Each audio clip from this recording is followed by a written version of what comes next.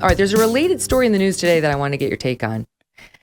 I don't know. It's another thing. Coleman's like, I feel uncomfortable, but I have to say how I feel, which is I'm not in favor of this person being featured at the Forbes Power Women Summit. Most powerful women or women's summit. I don't know. It's Forbes. They're sort of trying to draft on the back of the Fortune Most Powerful Women Summit, which is a thing that a lot of women go to. So now Forbes is getting in on the deal.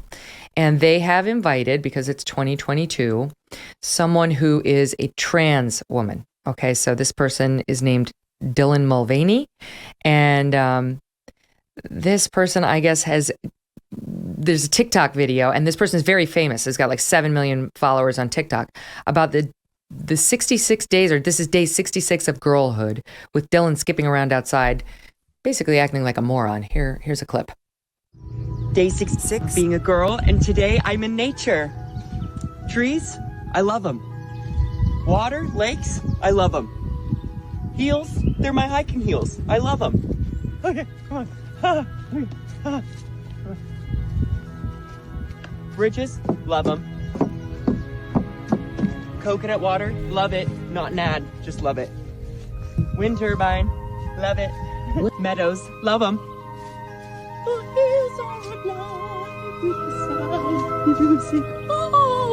I'm scared of getting Lyme disease. Spinning.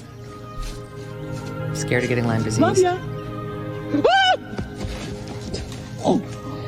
She freaks out because there's a bug. I gotta get out of here. Did you see that? There's a dragonfly. Oh my God. Never again. Get me out of here. Love ya. I don't even know if that's a joke or if that's real, like the bit with the bug at the end. But here's the thing. Dylan is not a woman. Dylan is a trans woman. And there is a difference. And Dylan has been acting like a woman for a very short time and doesn't know jack about what it is to be a woman. And I don't think should be speaking at the Forbes Women's Summit. I just think we're getting to the point now where we've lost sight of what it actually is to be a woman. What's your take? This reminds me of the Dave Chappelle joke. I think it was the Chappelle joke about oh God, how am I blanking on her name right now? Woman of the Year, Time Woman of the Year from 2016, 2017, Caitlyn Jenner. Yeah, Caitlyn Jenner. That, she became Woman of the Year after 1 year of being a woman, right? Yeah. And almost any woman that's lived a lifetime as a woman, being a girl as a child, being someone like yourself that has been extremely successful in industries dominated by men, and some of the things that the challenges you've had to face in your career, and that many women like you have had to face and overcome. All of that is, I think, at the core of the difference between a cis woman's experience and a trans woman's experience. And for what it's worth, it goes the other way. I don't think cis women know what it's like to be a trans woman. No, I wouldn't expect to be named Trans Woman of the Year or be honored at a trans women conference. That's right. And so it is a bit of a mockery, and it smacks of Forbes trying to signal that they're not bigoted against trans people and going along with a popular trend right now that has very little to do with actually supporting and uplifting women. Now, I mean, it's fine that this TikTok star is funny and has a following and is sort of like weird in this funny way and absurdist. That's all cool. That doesn't mean she should be speaking at a conference that is aimed at highlighting the challenges women face, because she probably knows very little about that. Exactly right. This is why it's so infuriating when they talk about Rachel Levine, who's in the Biden administration, as the first female admiral to obtain this position. Meanwhile, it's like Rachel Levine lived until her late 50s as a man, went to medical school as a man back in a time when it was very hard for women to get into medical school. And now they want us to celebrate Rachel Levine as this woman who's crossed barriers. It's like, she didn't cross any barriers. She was a man her whole life till 10 years ago. And now she gets to the top of our mountain and she's like, look at me, ladies, I did it. And we're all like, what the hell? How'd you get there? You got helicoptered in. We don't get any of the credit for having the blood, sweat, and tears, literally, that come with living one's life as an actual woman. It really irritates me. And just like the stuff we've talked about in the past, Coleman, about like people who are obsessed with racial differences and shoving them down our throats all the time, it causes alienation, right? It's like so undermining to the growing acceptance most people are having of trans men and women who, for the most part, just want to be left alone and don't need to be celebrated in these summits, etc.